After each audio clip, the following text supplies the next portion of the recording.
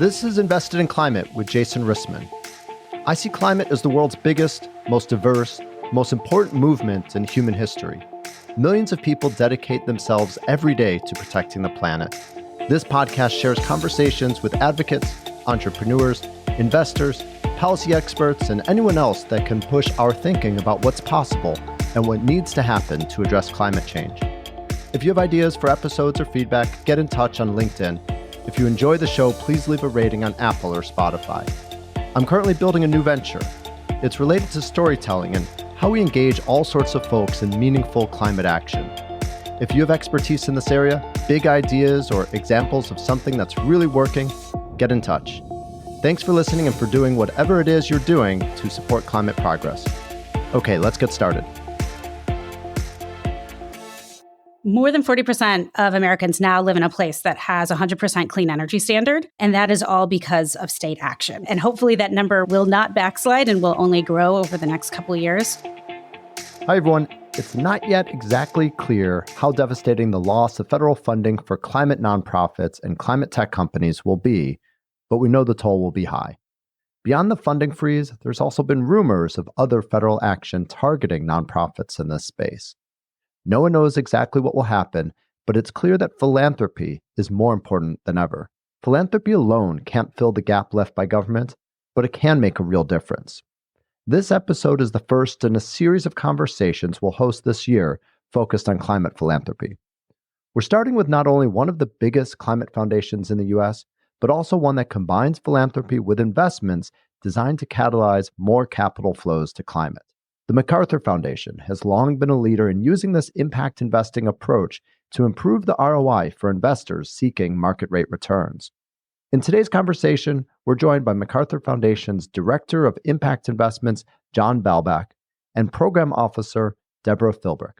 We spoke about the Foundation's holistic, problem-first approach to climate, what that means for both their philanthropic funding and impact investing, how they're stepping up to what they see as a civil society crisis, and much more. Lots to learn about and think about in this one. Let me know if you have ideas of other foundations to feature in the series. Here we go. John and Deborah, welcome to Invested in Climate.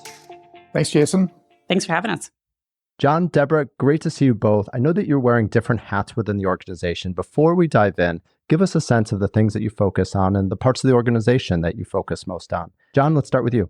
Sure. So I serve as the director for the Impact Investments program at MacArthur, and Impact Investments is structured as a field support program at the foundation.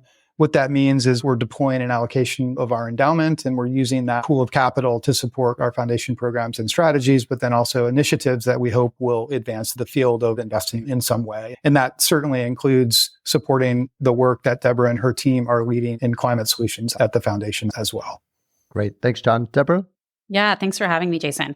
Deborah Philbrick. I am a senior program officer at the MacArthur Foundation and the Climate Solutions team, which works really closely with John's team. In that role, I'd say that my split is probably about 80% I focus on domestic issues and then 20% international issues. One of the things that I really appreciate about the foundation is we are expected to be well-versed in each other's roles so that we can pitch it for each other when interacting with grantees and the like. And so it's been a really great 5 years now at the foundation. Great. And are you both based in Chicago? Yes. If you are not in Chicago, then you're in either our office in Abuja, Nigeria, or Delhi, India, for which we are in neither. Fantastic. The MacArthur Foundation is definitely one of those things that make me proud to be a Chicago native and have loved getting to visit over the years. You have a multi-dimensional approach to climate, and I'm excited to get to hear how you're supporting climate progress through different types of capital. Before we go too deep, let's get a quick overview of the MacArthur Foundation. John, can you provide a quick sense of the size, scope, and strategy of the foundation today? Sure, Jason. And again, thanks so much for having us. Deborah and I are super excited to be in dialogue with you on this important topic. So at MacArthur, we're seeking to build a more just, verdant, peaceful world. And to achieve this mission, we organize our work in 4 principal ways. We have what we think of as big bet initiatives. And so these are time-limited efforts that seek to address systemic challenges. And the climate solution strategy, which Deborah will talk more about in a moment, is an example of one of these big bets. We also have enduring commitments, and the obvious difference there is these are not time-limited, but ongoing. An example of that is our ongoing interest in investing in our hometown of Chicago. We have awards programs And the most well-known example of that is our MacArthur Fellows Program. And then we have field support programs. And that's where we've housed impact investments at the foundation. Impact investments is intentionally structured on the program side of the house. And I can talk more about the way we think about that work and how it intersects with our other programs and priorities in a moment. So within each of these categories, within each of these four categories, we have a series of programs, each with their own theories of change that span the spectrum from working on local news deserts with our local news and press forward strategy to our safety and justice challenge that seeks to support our criminal justice big bet. And then, of course, the topic for today, our climate solutions work. So I think that's a quick flyover of the foundations, the way we organize our work. John, you mentioned big bets and climate being one of them. How big are we talking? Yeah. So Deborah, do you want to jump in on the climate solutions work? Yeah, for sure. So big bets. It kicked off our big bet, the climate solutions. They started at the foundation on kind of a rolling basis. You're not just going to roll out a whole suite of new programs at the same time. But our program rolled out at the end of 2014. And so to date, we have invested a little over $590 million in our partners just on the climate solutions program. But like I mentioned, those are 10-year commitments. And so that program will be coming to its eventual end at the end of 2026. And then there will be a new program that fulfills this value of verdant. Our president, John Palfrey, likes to joke often that verdant is our middle name. And so we will see what the new verdant program is in a couple of years. Fantastic. As mentioned, I'm really excited about this conversation because we get to look at one organization investing in climate really through multiple means, including grant making and impact investing. Deborah, you just kicked us off with talking about the philanthropic side. I'd love to hear a bit more about your philanthropic commitment and really the strategy and theory of change behind it. Verdant seems to be a key word. Tell us more why that's so important. And when you think big picture about the theory of change, really, what are the steps to impact that you see along the way? Yeah, so in some ways, when you look at the program, it is your classic mitigation strategy. But we at MacArthur are especially interested in the energy sector. And some people are like, what do you mean by the energy sector? And it is, I think, purposefully large. It is more than just the power sector in our mind, but we're really interested about how you make a dirty electron a clean electron. And so those decisions are often made at the subnational level. And so in each of our geographies that we work, I primarily work in our domestic program here in the United States. We also have a program focused in India, and then we have a small program that focused on a global strategy. Right now, that global strategy primarily focuses on methane. And so we know that to transition to a clean energy economy, we're going to have to do some interventions at the energy sector. We also know that this transition isn't going to be equitable all on its own. That is not a given in any transition. And so we want to make sure, to the best of our ability, that we can make one so. Fantastic. Let's take a step closer and make the approach more tangible. I'd love to hear about a few examples. I know the foundation has supported hundreds of organizations. Will you mention a few representative examples just to give us a more clear idea? Yes. And I will give the caveat that there are no favorite grantees at a foundation and that they're all doing excellent work. So the Climate Solutions Program does grant making in two ways, one directly to an organization itself, and then through intermediaries as well. And so you could easily say that the MacArthur Program is invested in over 24 states in the US, but some of that is happening directly through these intermediary partners. One good example of that is the Just Transition Fund. The Just Transition Fund was created to actually make sure that coal communities had an equitable transition as the coal economy continues to decline in the US. And so they're doing a lot of work on the economic justice framework, making sure that access to jobs and new economic diversification is in line with what the people in those communities want it to be. And I think that's a through line that you'll see through a lot of our grant making is that we are engaging not your traditional constituencies. We also have been focusing for years on the intersection between labor and climate. Again, to this point earlier, that the clean energy transition, it will not be equitable on its own. And we want to make sure that in this new economy that we have good paying jobs for everybody involved. So one group there that comes to mind is the Climate Jobs National Resource Center. And they work with states individually to make sure that labor has a real voice in terms of how different policies are being crafted and advocating for the work that union members think is important. That can sometimes be challenging, as although I find that more and more we are sitting not always on the same side of the table, but at least all at the same table together. And then I think another group that is not an intermediary, but will not surprise many folks, is the League of Conservation's Education Fund. So they have a very strong states program where they're advocating for climate solutions at the state level. And that is done in concert with their state chapters. And so it's a way for us to make sure that MacArthur funds are flowing to a more local level while also having a pretty broad reach. Fantastic. Deborah, looking at several of your grantees, it seems that some or many have benefited from public-private partnerships and federal funding, in particular through the Inflation Reduction Act or the EPA's Greenhouse Gas Reduction Fund. Help us understand what's been happening on the front lines for these organizations during the first couple months of the Trump administration. It's been a long couple of months, Jason, hasn't it? Tell us more. Yeah, a bunch of our grantees are facing significant challenges right now because of the federal funding freezes in particular. These are organizations who really stepped up to enter into lawful contracts with the federal government. And we know that this executive order that's freezing some of those funds or just creating more uncertainty is really challenging them. The landscape changes on a daily, sometimes hourly basis. I am not a lawyer and cannot speak to those legal issues, but I certainly didn't have contract law on my 2025 Jeopardy board as much as it seems to be coming up these days. So a couple of the key issues that we see them grappling with is the access to the funding being blocked. That's obviously going to create a financial strain on their payrolls and their operational expenses, which could lead to existential risks in some cases. It's also interesting, a lot of times in conversations with grantees, they want to know how they can diversify the income that the NGO has and how they might be able to diversify their funding sources. And they can sometimes do that through individual donors, major foundations. And traditionally, the federal government has been a really stable partner. And so this mix of funding that an organization maybe once thought was an asset is now a little bit more challenging. Deborah, say more. The federal government was typically a stable partner, but suddenly not so much anymore. What sort of impact are you already seeing on your grantees and others in the space? Relating to the impact of the federal funding freeze, I just want to speak to a few different impacts. One is that we know already that there is a ton of project delays, initiatives that were aimed at reducing emissions and promoting clean energy. Those are stalled. And also organizations serving low-income communities with environmental programs, they're facing challenges in delivering the services that they are set up to do because of current financial restraints. And one of the great outcomes of the clean energy transition is going to be the jobs that it creates. And a new analysis from Climate Power is showing that more than 42,000 clean energy jobs have now been lost or stalled due to the freeze. And so as we continue to think about how this kind of weaves into the kitchen table issues, I think that's important. A thing to keep in mind, especially since electricity prices are now on track to be the highest that they've been since the 90s. The way that it's going to impact regular Americans is unprecedented. Deborah, I know it's early to ask about strategic resets and shifts in your overall thinking and approach, but let's go there and see what's becoming clear to you already. Has the administration change and all of the uncertainty and sudden shifts it's brought forced your team to rethink its approach more broadly? And how do you see the foundation's role in climate philanthropy in the U.S. changing as a result of this changing landscape?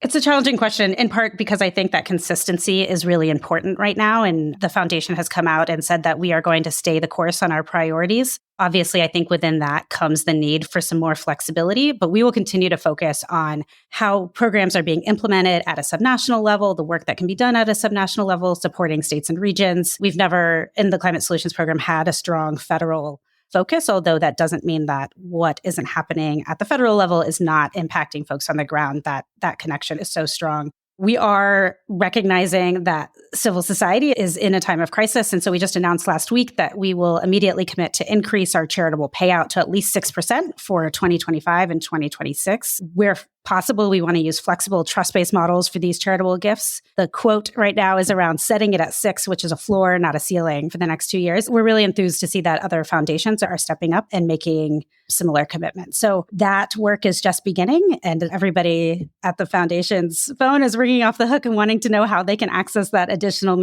money. We want to make sure that it ends up where it's needed most, but it will initially likely focus on existing grantees, understanding that we are not in a position to fill the whole of the federal government and that there is endless need that could be filled. Let me double click just to clarify things for folks that aren't familiar with foundations and what that 6% might mean. Foundations are required to pay out a minimum of 5% of their endowment on an annual basis. And many foundations do set their payout guidelines to that 5%. MacArthur, although it hasn't always been the case, our payout fluctuates based on our priorities.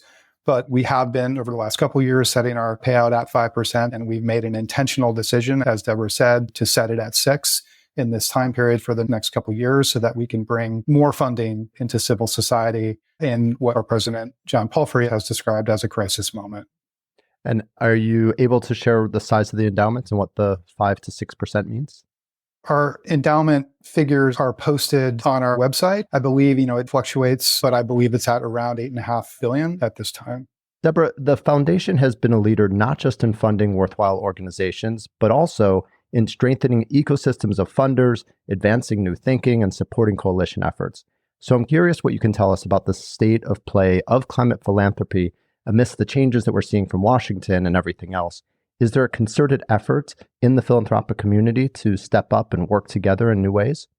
We're really excited to see that other foundations are stepping up and announcing increases in their giving as well. We do talk to each other.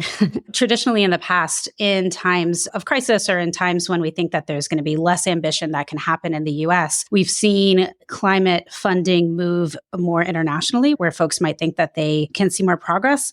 I'm hoping not to see that this time around, especially because there's been so much ambition that's been secured in the US over the last couple of years. And so I think that there's a real reason for people to stay and to continue to invest. And then I would also add that there's just this growing trend of philanthropic partnerships at large to maximize impact. Philanthropic institutions see that working together is also more impactful, just the way that some of our grantees also find that is more impactful. And we will continue to do that and have been doing that in the past few years. Certainly, you'll see more partnerships, positions, and things popping up at foundations. And so I'm excited to see that as a priority. Deborah, I know that even prior to the administration change, you were focusing a good deal on strengthening subnational work in key cities and states. Can you share a bit about your subnational priorities at the moment and what you believe can be accomplished? More than 40% of Americans now live in a place that has 100% clean energy standard, and that is all because of state action. And hopefully that number will not backslide and will only grow over the next couple of years. One of the challenges is that I think that there is more scrutiny on states now that have ambitious climate policies on the books. And so I don't want folks to think that we can rest on our laurels of the implementation of those policies just because they're on the books. But I'm also really excited, and I hope that there continues to be this growing focus on the energy cost conversation. I started my career actually in the energy efficiency space. And so the conversation around energy burden and lowering costs is not new to me. And I think that lowering cost, increasing good paying jobs, those are kitchen table issues that everyone who's ever had to check how much money is in their bank account before going grocery shopping really understands. And so if I was a betting woman, for which I am not, I would bet that we will continue to see more of this wider conversation in the states around energy costs. Deborah, thanks for all these insights. We'll come back to you in a bit. Let's turn now to John and hear about his side of the organization. John, you focus on impact investing. Tell us a bit about the foundation's history in impact investing and how you're leveraging it to support climate progress. Sure. Thanks, Jason. So at MacArthur, we've been using the tool of impact investments for over 40 years now. And in that time period, we've deployed over $800 million across a wide range of areas, including affordable housing, community development, small business and entrepreneurship, among many others, including climate. And for climate, we try to take what we think of as a whole of foundation approach and invest across a spectrum of capital. That includes, obviously, the grant-making work that Deborah described earlier. It also includes a pool of sustainable investments that are managed within our endowment by our core investment team. And that pool takes a returns first lens to the investment. So they're looking to prioritize financial returns, but are looking also at investments that will advance the energy transition. And then lastly, it includes an allocation of impact first capital that we manage in the impact investments team. And this capital is seeking to advance the theories of change of our various programs and initiatives, including climate solutions. So within that pool, within that impact first catalytic capital pool of investments, we see this as deeply integrated with our program priorities. So we don't think of it as a separate side of the house, but instead it's just bringing a different tool to the equation to advance the approaches of the theories of change that we're pursuing. To take that idea a step further, we actually embed our impact investments team members within our program strategies. So while I serve as the director for the impact investments program, More generally, I'm also working directly with Deborah and the Climate Solutions team and have a dotted line relationship to Jorgen Thompson, who's the director for that program. That really tight integration enables us to be super aligned on strategy. It allows the impact investments team members to be able to participate in strategy development, evaluation work. In some cases, we're even doing targeted grant making that has financial implications to it. So it really creates a tight integration with bringing this tool to support the programmatic goals. John, you mentioned that some of your portfolio is thought of as impact first, and I'm curious how you think about risk and return. Are you essentially like any other investor looking for market rate returns, or are you able to take more risk or accept lower returns for some of your investments? Yeah, so as I noted, we think about our investments we think about our work in general as investing across a spectrum of capital. So the returns first pool of capital that I mentioned, that's managed by our investments department. They are looking at market-oriented returns, but for us, we take an impact first approach within the impact investments team. That pool is focused on what we think of as catalytic capital. And by that, we mean capital that's willing to take disproportionate risk. It's willing to accept a concession in some cases in order to generate impact, but also to mobilize capital. And so in this pool of capital, we hold ourselves accountable to principal preservation. So we're trying effectively to generate a continuously recycling pool of capital that functions like a quasi-revolving fund. And while we're not allergic to returns within this portfolio, we're focused on return of principal, and the return on principal for the individual investments fluctuates significantly. It can be anything from a greater than 20% IRR on a LP commitment to a fund to a 1% debt instrument over 15 years to support a different type of impact. And the key for us is to sort of invert the process and to start with the problem. And so we're taking a problem first approach, and then we're then trying to bring the right investment tool to make a meaningful contribution to that problem. So starting with effectively with the capital gap, and then looking at whether a debt instrument or equity or a funded or unfunded guarantee is the right structure to try to support any sort of a meaningful contribution to addressing the issue. Great. I'd love to go deeper into this, really with two lenses. First, with the impact lens, and second, with learn more about the catalytic side. From the impact lens, if you're willing to sacrifice financial return to achieve certain impact goals, I think that you need to bring a lot of rigor to your consideration of the amount of impact you might achieve through that investment. Will you tell us a bit about your approach to projecting and tracking and prioritizing impact? Sure. We try to bring rigor to both the impact assessment and management process, as well as the diligence and underwriting of the financial investment. So both are absolutely critical to our process. And our approach to impact follows the principles of the impact management platform, which is managed by Impact Frontiers and something that we think has been a real advance in the field over the last several years. Through our approach, which was developed internally by my colleagues Charles Kustin and Emma Champion, and was developed also in partnership with our Office of Evaluation, and our lead there is Liz Yu, we're seeking to do three things, basically. We're trying to center the investee in the work, we're trying to prioritize learning, and we're trying to support the field of impact investing. And because of these three principles, we don't actually at the portfolio level try to aggregate units of impact. And this is because we're investing across a wide range of areas. And if we were to try to aggregate everything up at the portfolio level, we'd end up with something kind of meaningless, like a lives touched metric. Again, we're trying to prioritize learning. So instead, what we do is we seek to establish targets for each investment at that level, at the investment level. And then we track progress against these targets for each of these investments within our portfolio. We then aggregate these data into a heat map that shows how each investment is performing against its target. So it's not this basic, but think of like a green, yellow, red heat map. And then if you want to assess how the investments, if you want to see what's happening with something that's maybe in the red, you do a click through and you can see how that particular investment is performing against its target. The one thing we do try to aggregate is the capital mobilization. And we try to take an approach there that doesn't just track dollars, but also looks at our contribution. So we aren't looking for attribution because we think that's really difficult to demonstrate, but we are looking at what is the level of contribution to the capital that we're helping to mobilize. Let's go deeper there because that touches on how you're trying to make your investments catalytic. And I love thinking and talking about catalytic capital because really it's a powerful tool.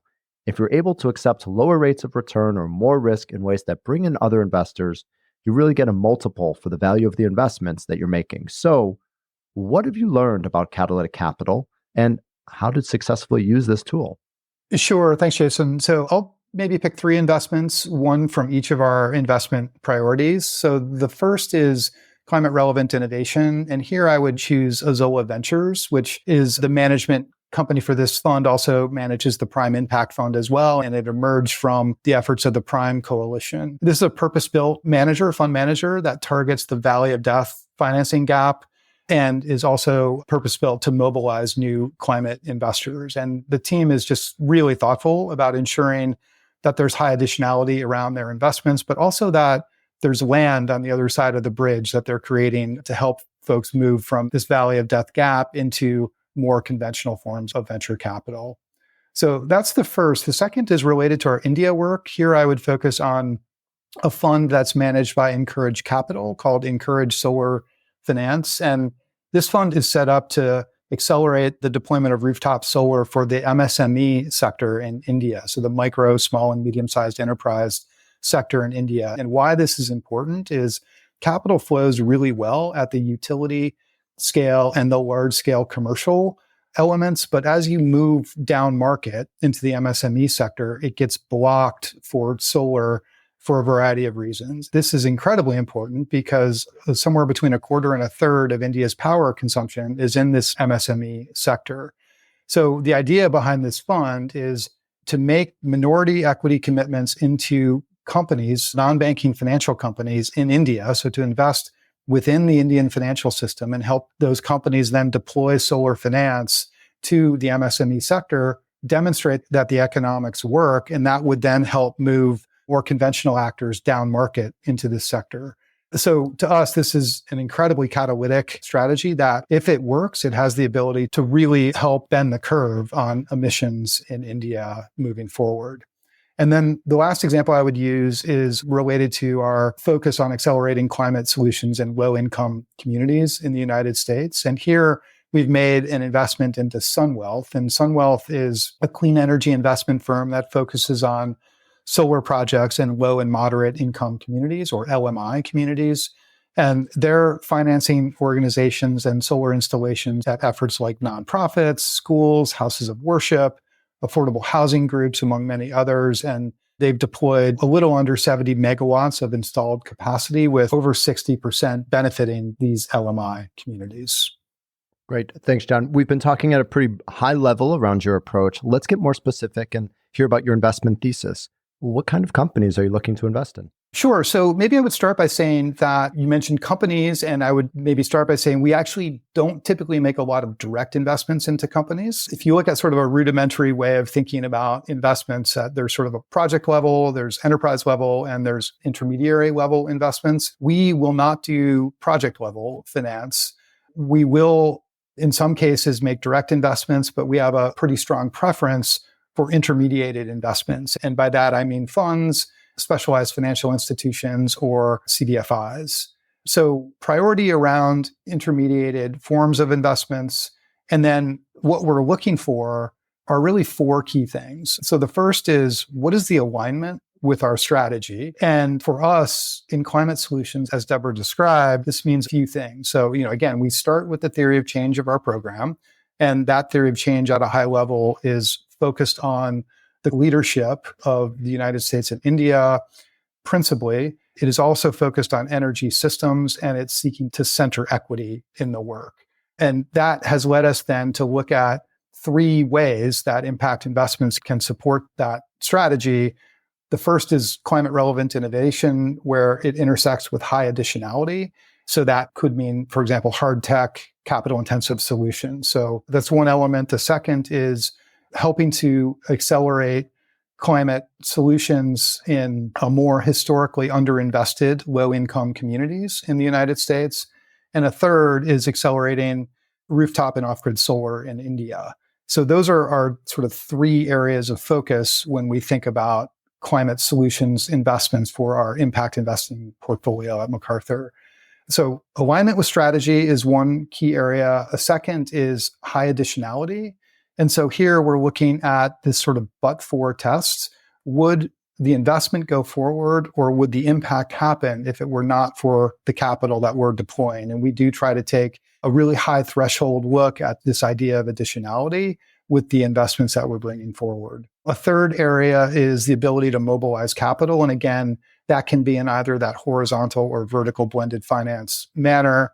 And then the fourth is the potential for systemic change. And this is always a tricky one, but the way I would describe it is we think about this within the context of what's small enough for us to do, but big enough to matter. And that big enough to matter is really when you're starting to get to something that creates a change that extends beyond the life of your investment itself.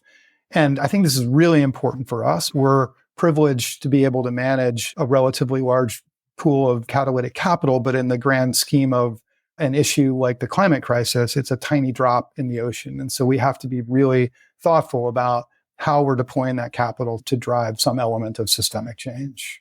Thanks, John. Like I asked Deborah, I need to ask you also about the administration and how it's been impacting the investments that you've made.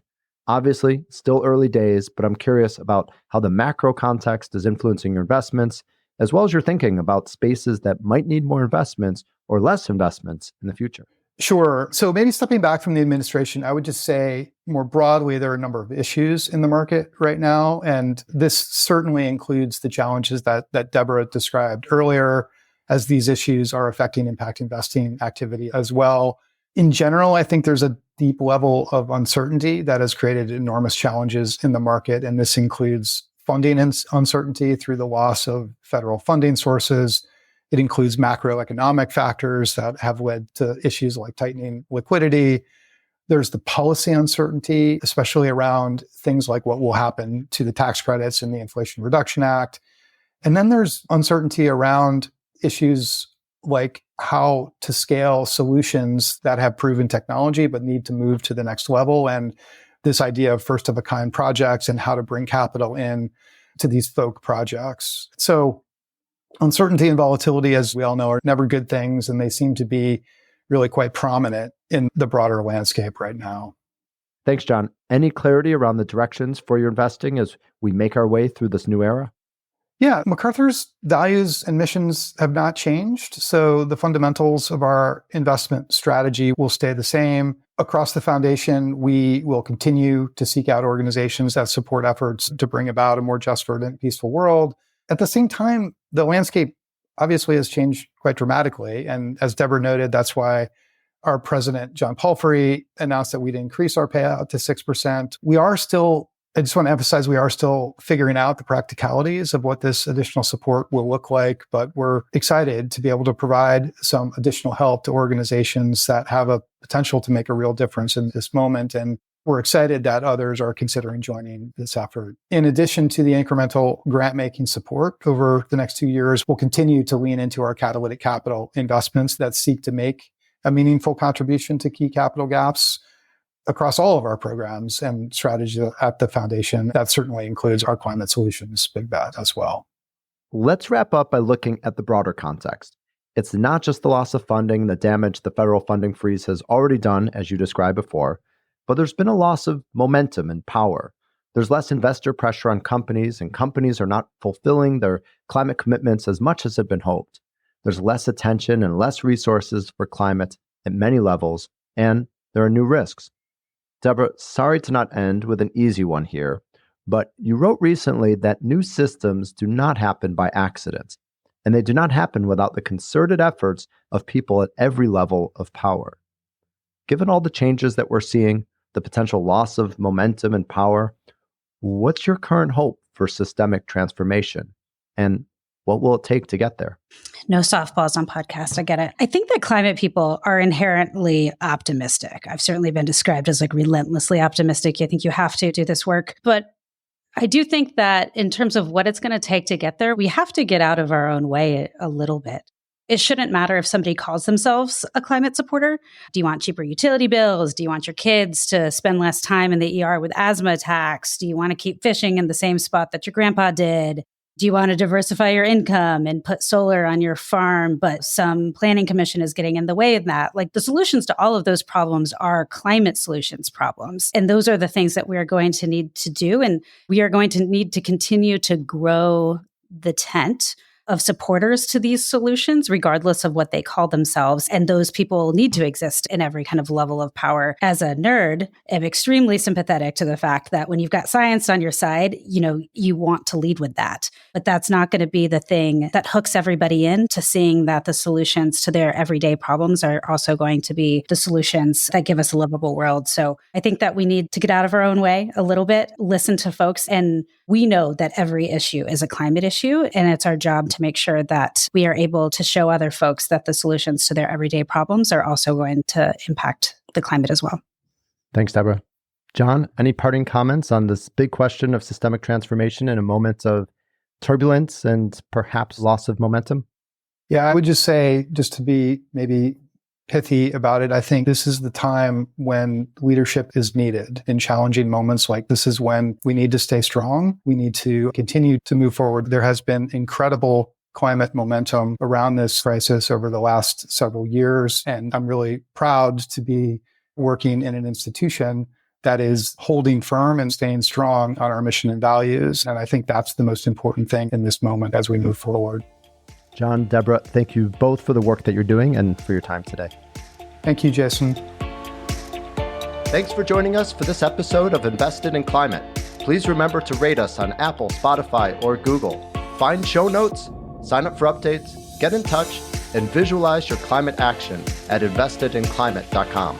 This podcast is for informational and entertainment purposes only and does not constitute financial, accounting, or legal advice. Thanks again.